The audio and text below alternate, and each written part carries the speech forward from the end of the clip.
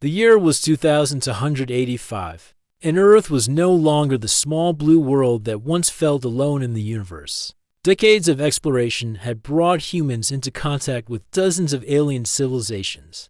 Trade routes connected Earth's space stations to markets and faraway systems, yet, despite the growing network of contact, humans had kept to themselves, joining no major alliances, refusing no diplomatic greetings. But avoiding entanglements in alien wars, the people of Earth remembered history. They remembered what had happened in earlier centuries, when nations placed their safety in the hands of others, and how that often ended in betrayal or control.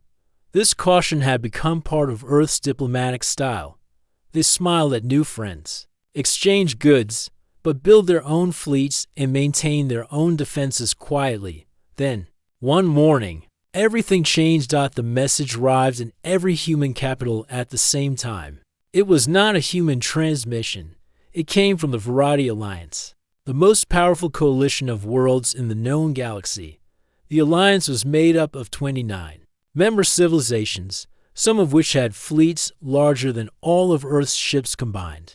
Their influence stretched across hundreds of light years. Wherever they went, other civilizations obeyed.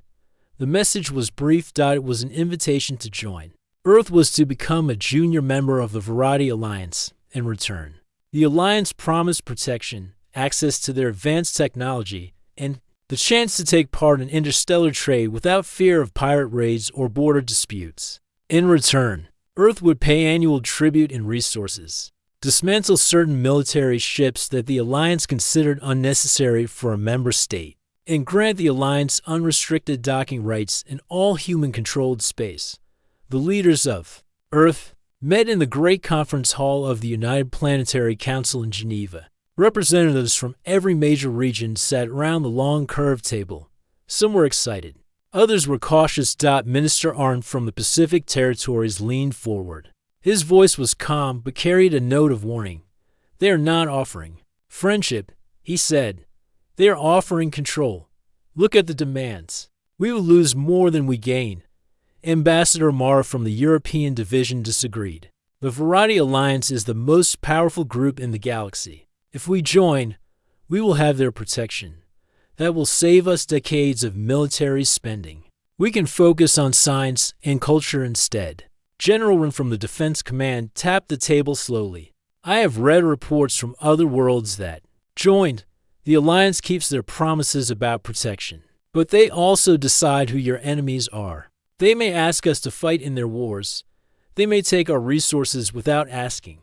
Debate continued for hours. In the streets of Earth's cities, news of the invitation spread quickly. Media channels broadcast the offer in every language. Some citizens welcomed it, dreaming of the opportunities and wealth it might bring. Others felt uneasy, reminding anyone who would listen that humans had survived and thrived by relying on themselves, not by trusting in distant powers. 3 days later, the Variety arrived. Their fleet appeared without warning in Earth's orbit. 30 massive ships, their hulls shaped like silver arcs, reflected the sunlight like blades in the sky. Smaller escort craft darted between them in precise patterns. The size of even the smallest vessel dwarfed the largest human warship. From space stations and ground cities alike, humans looked up in awe. The flagship, named Variety Prime, sent a single transmission to the United Planetary Council. We come to welcome you, said the voice of the Variety speaker, a tall figure with a smooth metallic skin tone and eyes like liquid bronze. You have been chosen to stand among the mighty. Your place in the Alliance is an honor not given lightly. Accept, and your people will know safety forever. The speaker's words were polite, but there was a weight behind them. It was the kind of weight that said refusing might not be wise. The council responded with formal greetings, masking the tension in the room. Ambassador Mara thanked the speaker and welcomed the delegation to meet in person. The Variety accepted, and an hour later, 3 shuttles descended from orbit. In the council hall, the Variety delegation stood taller than any human, their armor like garments gleaming under the chamber lights. The speaker looked around at the faces before him and smiled, though the smile did not quite reach his eyes. You have survived on your own for a long time, he said. But the galaxy is changing. Threats grow. The weak are consumed. The strong unite. We offer you a place among us, so that you do not find yourselves alone. The word alone was spoken softly, yet it cut through the air like a cold wind. Council Chair Soren spoke for humanity. We thank you for the offer. We will consider it carefully. The speaker nodded, but it was the kind of nod one gives when expecting only one answer. After the meeting, the Variety returned to orbit. That evening, without being asked, their fleet conducted a demonstration in the skies above Earth. Energy beams lit up the darkness as they sliced through an asteroid brought into the system. For the purpose, the asteroid broke apart in seconds. Its pieces vaporized before they could drift. Billions watched the broadcast. It was a clear show of strength. Some saw it as reassurance, others saw it as a warning. In the hidden military installations deep under the surface, quiet orders were given. Sensors were recalibrated. Old defense satellites, thought to be long retired, began humming with new power. The public did not know, but certain leaders understood that the invitation, while spoken with courtesy, was backed by the shadow of a threat far from Earth. On the colony worlds, people debated the meaning of the arrival.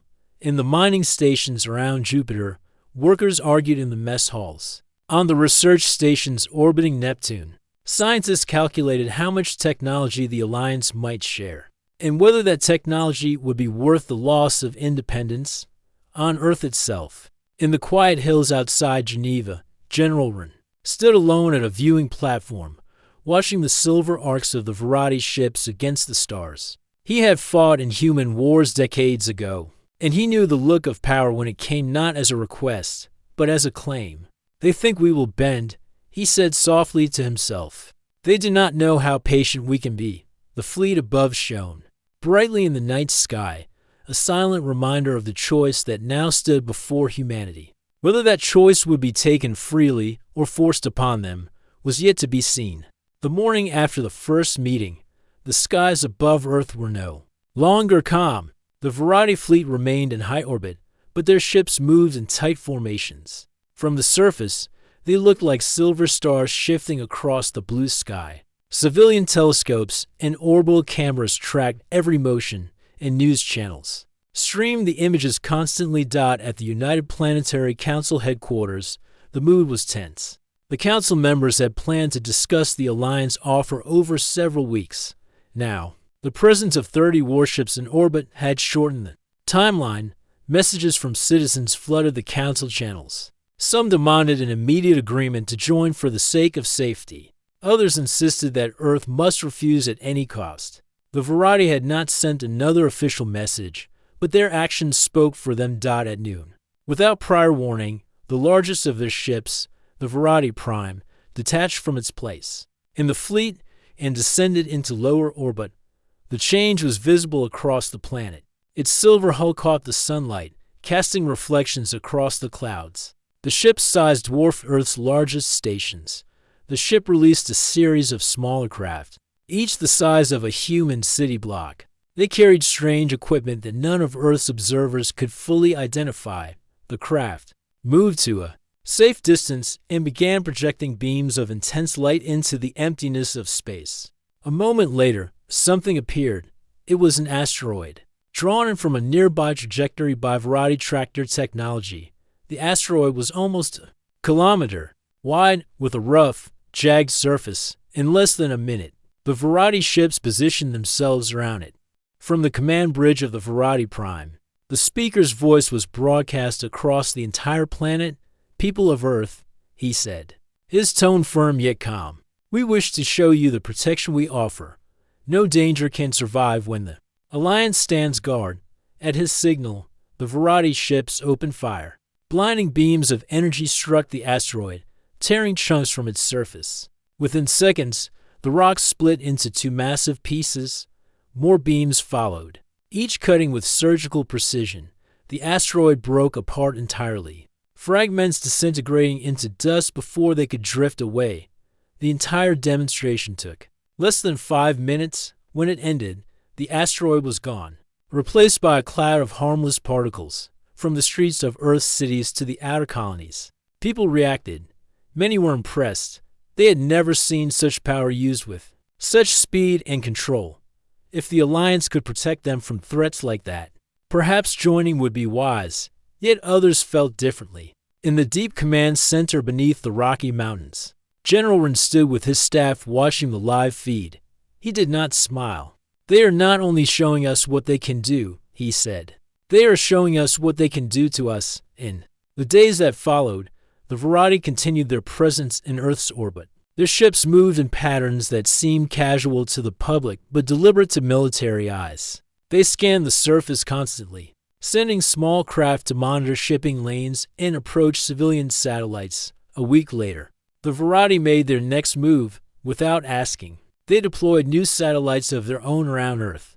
These devices were sleek, with dark reflective panels that absorbed radar and optical scans. The Alliance described them as security monitors to protect against pirate activity. The Council received a polite notice of the deployment only after the devices were already active. On the surface, protests began in several cities. Citizens marched with banners reading "Our sky is ours" and "Earth decides for Earth." Others countered with signs calling for peace through unity with the Alliance. The divide in public opinion grew sharper each day inside the Council. Debate turned into argument. Ambassador Mara insisted that the Variety were acting out of caution, not dominance. Minister Arn countered, saying no ally placed weapons in your skies before you had agreed to an alliance. Meanwhile, in the classified sectors of human space defense, engineers worked without pause. Old defense satellites in distant orbits were reactivated and hidden in shadowed trajectories. Patrol craft were moved from colony defense duty to deep space reconnaissance. Orders were sent quietly, without any public announcement. 2 weeks after the first demonstration, the Variety fleet performed another display of strength. This time, they targeted a rogue comet passing near the solar system. Instead of destroying it completely, they split it into smaller pieces and guided them into a perfect spiral trajectory, away from the planets. The spectacle was beautiful, and the news channels replayed the images endlessly. The speaker took this opportunity to address the Council again. "Strength is not only for war," he said, "it is for control over chaos. The Alliance offers you the strength. Accept it, and you will never fear the unknown." Many in the chamber applauded. Others remained silent. Outside the chamber, General Ren met with Chair Soren in a quiet corner of the hall. "They think our silence means we are afraid," Ren said. "They do not understand that we are listening, learning, and waiting." Soren looked at him. "Waiting for what?" "For the moment they show their hand," Ren replied. "And they will." The Variety ships continued their silent patrols. Every night, from rooftops and fields across Earth, people could see them, silver arcs of light against the stars. Children pointed at them with wonder. Traders dreamed of profits from new markets. Soldiers watched with suspicion, wondering when the visitors' patience would end out in the asteroid belt far from the planet. A human patrol ship shadowed a pair of Variety scouts. The patrol captain, a quiet man named Laren, kept his ship at the edge of sensor range. He recorded every movement, every pattern in their travel. When the Variety finally turned away, Laren sent the data packet back to Earth with a single message: "They are mapping us."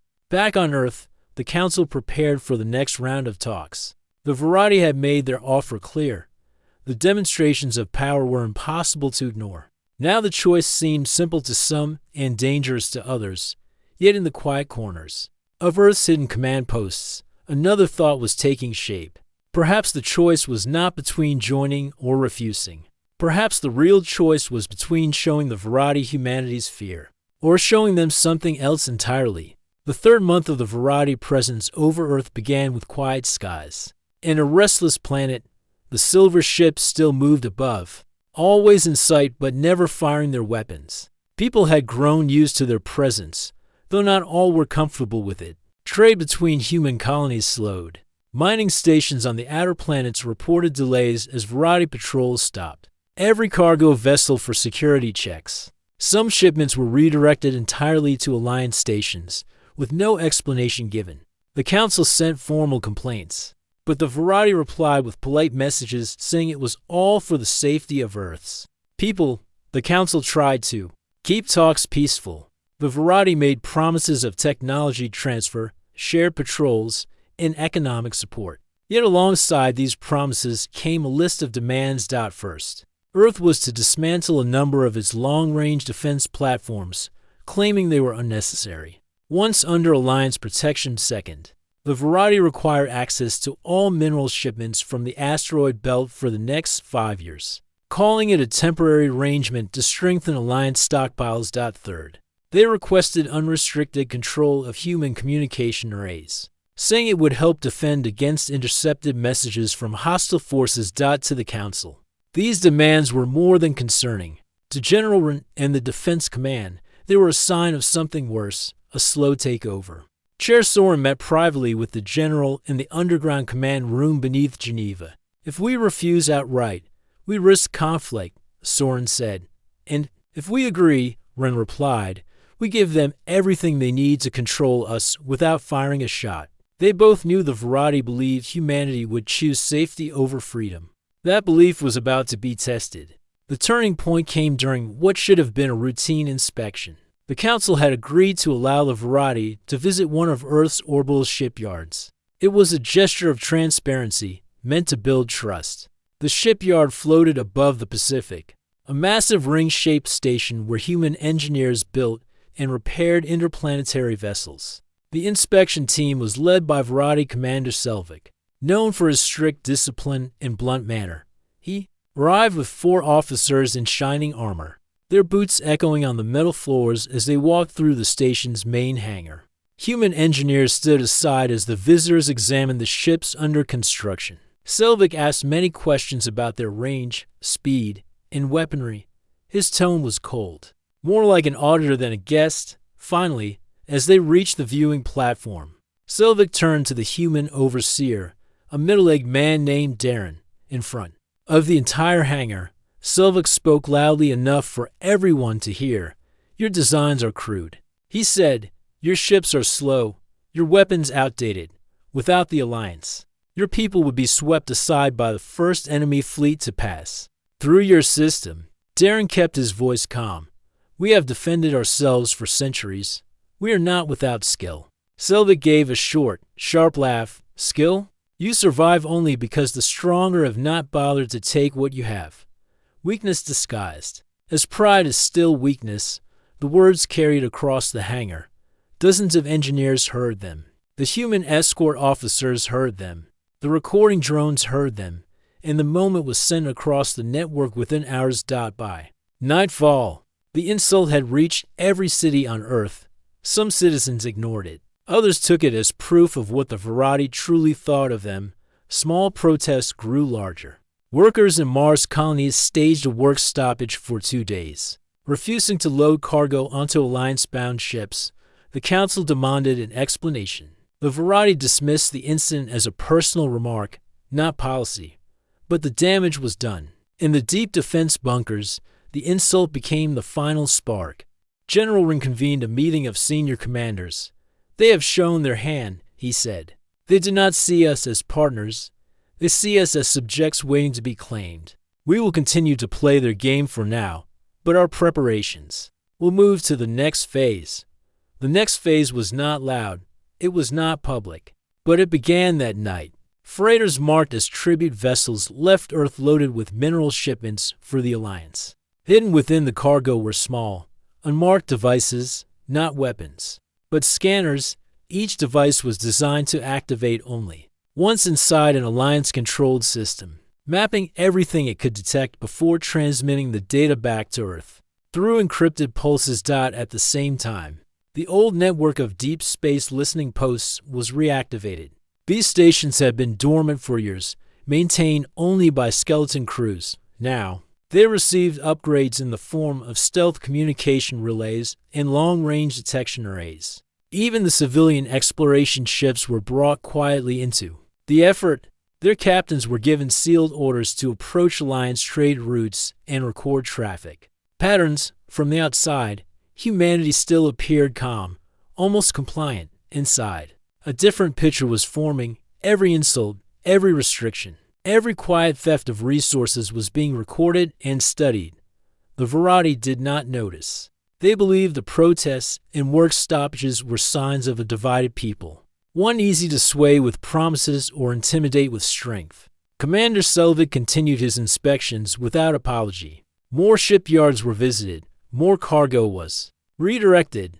The Verati even began removing some of Earth's orbital satellites, claiming they interfered with Alliance systems. When the Council objected, the Speaker himself sent a reply. "We are only improving your defenses. Your old systems are not suitable for our shared needs. Trust us, and you will be safer." The Council issued no public refusal, but in private. Chair Soren told Ren, "Every step they take now, they think. We will not stop them." Ren gave a small nod. "They are right, for now. But they do not understand the patience of our kind, outside." The silver arcs of the Verati fleet glided across the night sky. Their lights were steady, their movements controlled. To the casual eye, nothing had changed, but in the shadows of deep space, hidden probes began their journey back toward Earth, and in the heart of human command, a long and careful plan was taking shape. It would not be quick, it would not be reckless. But when the time came, the galaxy would learn what patience could become when pushed too far. The insult from Commander Selvig did not fade quickly. Weeks passed, yet the recording of his words was still shared in messages, replayed in public gatherings, and discussed on colony broadcasts. The Verati had hoped the moment would be forgotten. Instead, it became a quiet symbol of resentment. Earth did not issue threats. The United Planetary Council did not send angry messages. Instead, they became still, publicly. The government kept discussions with the Verati polite and professional, in private. Their preparations deepened. This silence was not weakness, though. The Verati believed it was. 1 month later, a meeting between Verati leadership and Earth representatives was held aboard the Verati Prime. The Alliance fleet still orbited Earth, their presence as constant as the moon. Chair Soren led the human delegation. General Ren attended, but only as an observer. The meeting began with routine reports on resource shipments and orbital security. Then, near the end, an unexpected moment occurred. An Alliance officer from a minor member species, a tall, slender being with clear crystalline skin, stepped forward and addressed Soren directly. "Tell me, human," the officer said, his voice carrying across the chamber. "Do your people truly believe they can stand without the Alliance? The stars are not gentle. Alone, you will not last." The Verati speaker smiled faintly at the comment. It was a smile that suggested he approved of the question. Soren did not respond with anger. His tone was calm. "We have stood alone before. We know the cost, and we know the value." The room fell quiet for a moment. The speaker shifted in his seat, as if slightly unsettled, but the meeting continued. When the human delegation returned to Earth, the exchange was broadcast across many colonies. The words were simple, but the tone, steady and unshaken, caught the attention of other civilizations. On the planet Ralvik, far beyond human borders, traders discussed it in market squares. In the archives of the Kethari scholars, analysts marked the moment in their political records, even in the halls of the Alliance itself. Whispers began to spread. The humans were not acting like those who feared the Alliance. A week later, another spark was struck. An incident occurred in the orbital docks above Mars. A Verati cargo ship had arrived to collect a shipment of refined ore. During the loading process, a small group of human workers displayed banners showing the symbol of Earth's independent fleet. The act was not violent, but it was a statement. A Verati officer ordered the banners removed immediately. When the workers refused, the officer called for Alliance security. In full view of the dock's recording systems, the banners were taken down, and the workers were sent away without pay for the day. The footage spread faster than any council announcement. People saw the banners, the refusal, and the quiet removal. The act was small, but it added to the growing feeling that Earth was being pressed into submission. Once again, the council did not send threats. Instead, they spoke in carefully chosen words. In a public broadcast, Chair Soren addressed all human colonies. "We live in a galaxy of many powers. We respect the strength of others, but we will never forget our own. Patience is not surrender. Silence is not fear. The message was translated into dozens of languages and replayed on countless stations. It reached worlds the variety did not control. The simple lines carried a weight that the Alliance could not easily dismiss. In the deep space stations at the edge of human territory, commanders began noticing small changes. Allied merchant ships from neutral species started requesting trade routes that passed closer to human patrol zones, away from variety-controlled sectors. It was as if others were quietly choosing to trust human space over Alliance space. Inside the Variety High Council chambers, this movement did not go unnoticed. Reports came in of member species questioning the heavy presence of warships over Earth. Some asked if it was necessary for protection or if it was a display meant for another purpose. The speaker dismissed these concerns in official meetings, but in private he ordered his advisors to watch for signs of coordinated resistance. Meanwhile, the humans continued their hidden work. Tribute ships kept leaving Earth on schedule, but every one of them carried more than minerals. Inside shielded compartments, stealth probes and data caches traveled under the eyes of Alliance inspectors without detection. Each probe was programmed to map more than just trade routes. They scanned hidden shipyards, fuel depots, and supply convoys deep inside Alliance territory. Slowly, a detailed picture of the Alliance's military network began forming in Earth's defense archives. General Wren reviewed the reports late at night in the underground command hall. The data revealed something important. The Alliance's fleet looked massive from the outside, but its power depended on a few central supply hubs. Strike those hubs, and the entire network could falter. But Wren was in no hurry. The time was not yet right. The Variety, unaware of the silent gathering of information, continued to believe their control was growing. They tightened inspections on human cargo ships and increased patrols near colony worlds. Then came the smallest action that turned into the largest wave. At a diplomatic dinner aboard the Variety Prime, an Alliance officer made a passing remark about humans being newcomers to true civilization. The comment was delivered with a smile, but to the human guests, it was the same old view, a belief that they were lesser. The next day, without fanfare, Earth canceled a scheduled resource shipment. Officially, the reason was technical issues at the loading site. No further explanation was given. The Variety demanded answers. The Council simply replied, "We will resume when repairs are complete." The delay was brief, only 2 days, but the reaction was larger than expected. Other member worlds noticed the refusal to rush. They saw that the humans could delay without apology, even under the watch of 30 warships. It was not rebellion, but it was not submission either. The galaxy was beginning to watch Earth with new eyes. Some saw a future ally willing to stand firm without shouting. Others saw a threat growing in silence. In the observation deck of the Defense Command, Wren looked out at the night sky where the Variety ships glimmered. "They think they are tightening their hold," he said to his aide. "But every day, their grip makes us stronger." The aide looked at him carefully. "How long until we move?" Wren's answer was calm. "When the time comes, the first move will not be loud, but it will be felt in every corner of their empire." The Silver Orcs continued their patrol. The quiet continued, but in that quiet, a storm was forming. The tribute ships left Earth as they always did. Their hulls carried the same markings. Their cargo holds were filled with the same sealed containers labeled with mineral codes. To any Variety inspector, they looked no different from the dozens that had traveled before. The speaker's advisors believed the tribute shipments showed that the humans were settling into their role. The protests had quieted in public spaces. The Council had not challenged the Alliance directly in months. On the surface, it appeared that Earth had accepted its place. But the surface was not the whole truth. Inside each tribute container was a carefully hidden compartment. The compartments were invisible to standard scans. Within them rested objects smaller than a person's arm. Smooth black spheres with no visible openings. These were not weapons in the traditional sense. They were the result of a decade of secret research in hidden labs under the ice of Europa and deep inside Earth's crust.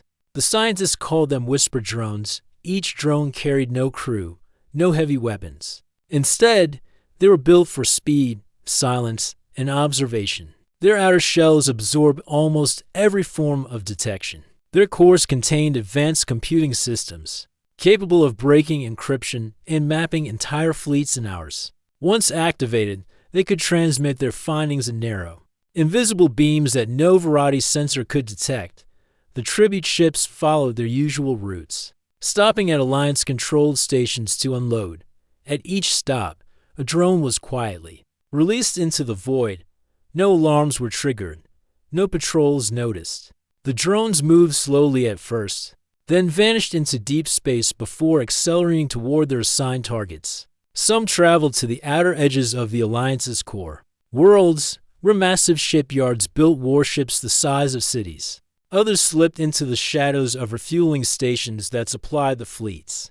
A few approached communication relays that connected the Alliance's most distant patrols. From the variety point of view, nothing unusual happened, but in the underground command rooms of Earth, data began to appear on massive wall displays. Maps of Alliance territory came alive with fresh details. The drones sent back precise readings of fleet numbers, fuel reserves, and supply routes. They identified weak points, narrow corridors of space where Alliance fleets had to pass, isolated outposts that depended on single supply ships, stations that could be cut off without firing a single shot. General Wren studied the maps in silence. His staff worked quickly to piece the data together into a full picture. They are strong, yes, Wren said finally, but they are stretched thin. Their power is wide, not deep. If their supply lines fail, their fleets cannot hold every border. Chair Soren, standing beside him, nodded slowly. And now we know exactly where to press, should we need to. The drones did more than gather data. Some carried small packages of coded instructions, digital seeds that could be planted inside Alliance networks. When the time came, those seeds could disrupt communications or delay orders. The variety noticed small, unexplained errors in their systems weeks later. Patrol ships sometimes received route changes hours late. Supply orders were delayed without clear cause. The problems were too minor to raise alarm, but they were enough for human analysts to confirm that their digital seeds were taking root. Meanwhile, in the colonies, life continued as usual. Farmers on the green plains of Terra Nova harvested their crops. Miners in the asteroid belt continued their work. Traders moved goods between the moons of Jupiter. Most citizens knew nothing of the drones or the hidden network growing in the dark, but some could sense that something was changing. In the markets of neutral worlds, whispers spread that the humans were not as quiet as they seemed. Traders from distant systems spoke of human cargo ships traveling in strange patterns, of convoys appearing in unexpected places. None could prove anything, but the talk was enough to make the variety uneasy. Commander Selvik, still in charge of inspections, filed a report to the speaker. Their tribute continues on schedule, but there's a precision to their movements that does not match the behavior of a subjugated people. I recommend increased surveillance. The speaker dismissed the concern. They have accepted reality. Any oddities are coincidence. But Selvik was not convinced. He increased the number of patrols around tribute routes. Still, the drones were never seen. 2 months after the first launch, the results of the drone missions reached completion. Every major Alliance fleet was mapped. Every critical supply depot was marked. Every communication hub was cataloged. The information was stored in secure archives deep within Earth's defense network, accessible only to a handful of leaders. Wren looked over the final compiled map one evening. If they move against us now, we can end their reach in months, he said. Soren looked at him carefully. But we do not strike first. No, Wren agreed. We wait. We let them believe they are in control. The longer they hold that belief, the sharper our strike will be when the time comes, out in the far reaches of space. One last drone completed its mission. It had traveled farther than any of the others, reaching a fortified station near the Alliance's central council world. It drifted past patrols unseen, recorded the station's defenses, and transmitted its findings back to Earth. Then, without hesitation, it broke apart into harmless fragments, erasing every trace of its existence. On the Variety homeworld, no one suspected that anything had been lost, yet across the galaxy, in hidden places and quiet corners, others began to notice patterns. Small worlds that had once looked to the Alliance for protection were now asking for human trade. Ships instead. Merchant guilds adjusted their routes to pass near human colonies, and in more than one neutral council, private discussions began about what might happen if Earth and the Alliance ever stood opposed. The humans said nothing. They gave no sign of the network they had built or the knowledge they now held. But the storm that had been forming in silence was no longer just Earth's secret. It was beginning to ripple outward. In the deep observation room of the Defense Command, Ren stood alone, looking at the star map. His eyes moved across the glowing markers of Alliance strength, now marked with the quiet weaknesses the drones had found. They think we are still sleeping, he said softly. Let them think it a little longer. The first sign came in the form of a summons. The Variety speaker sent a direct order to the United Planetary Council, demanding that Earth's leadership attend an emergency session on the central world of the Alliance.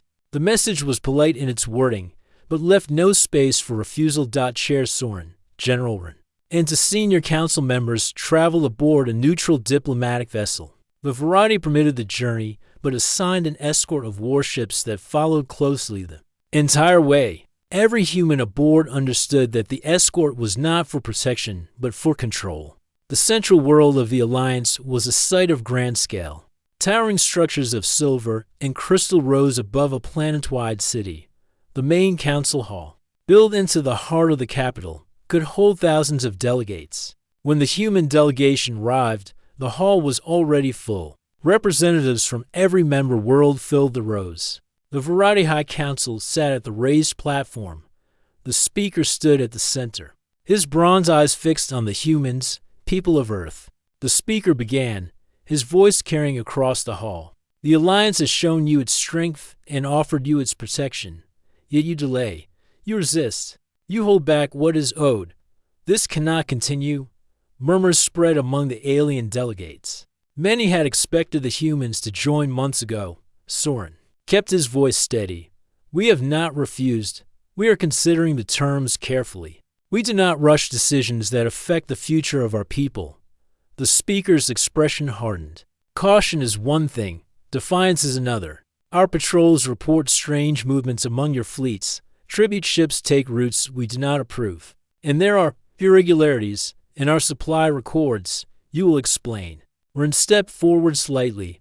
His uniform was plain, without decoration, but his posture carried the weight of command. We move our ships as we see fit within our own territory. Tribute shipments are delivered as promised. If there are irregularities in your records, perhaps you should look to your own systems. The hall grew silent. A few delegates shifted. Uncomfortably, it was rare for anyone to speak to the speaker in such direct terms. The speaker's voice dropped lower. You test our patience. Do not mistake it for weakness. The Alliance does not tolerate those who undermine it. Soren met his gaze without flinching. Nor do we. At that moment, the great display screens along the hall's walls lit up. Maps appeared, maps of the Alliance's own fleet positions, supply depots, and patrol routes. The data was precise, detailed, and undeniable. Gasps and sharp voices rose from the assembly. The speaker's eyes narrowed. How did you acquire this? Soren did not answer directly. Instead, he said, you believe that silence means submission. You believe that patience means fear. But you forget that we are a people who learned long ago to prepare before we act. Ren stepped forward. Every time your ship stopped ours, we learned. Every patrol, every inspection, every insult, we were watching. You showed us your strength, but in doing so, you showed us where it bends. A low murmur moved through. The delegates, some were impressed, others were concerned.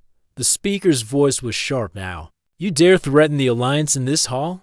Soren's tone remained calm. We dare to tell you that we will not kneel. We came here not to beg for peace, but to make it clear. We are not under your command. We seek peace, yes, but peace between equals. The screen shifted again, now displaying live images from distant sectors. Variety warships, stationed at key supply hubs. We're drifting powerless in space. Dock fleets were locked in place, unable to launch. Communication arrays in several systems were dark. Gasps filled the hall. The speaker turned sharply toward his aides, but they were already speaking into their devices. Confusion clear on their faces. These are not attacks, Ren said evenly. Your ships are unharmed. Your crews are safe. But for the moment, your fleets cannot move, and your long-range orders cannot be sent. This is not destruction. This is demonstration. The speaker's bronze eyes burned. You will release them at once. We will. Soren replied, when this council understands that Earth is not a subject world. We will not be taken by force, and we will not be bound by terms we do not agree to freely. The silence in the hall was heavy. Some delegates from smaller member worlds leaned forward, as if seeing a new possibility. Others glanced nervously at the speaker, unsure how he would respond. The speaker raised his head, his voice cold. You think this will make you safe? You have only made yourself a target. Ren answered before Soren could speak. Perhaps, but you will not move against us quickly now. Not while your fleet sits still and your supply lines are open to our eyes. And every day you wait, others will begin to wonder if your reach is as strong as you claim. The meeting ended without an agreement. The speaker left the hall without another word, his aides following quickly. The human delegation returned to their ship under close guard, but no one attempted to stop them from leaving the planet. As the vessel rose into the dark above the Alliance capital, Soren looked at Ren.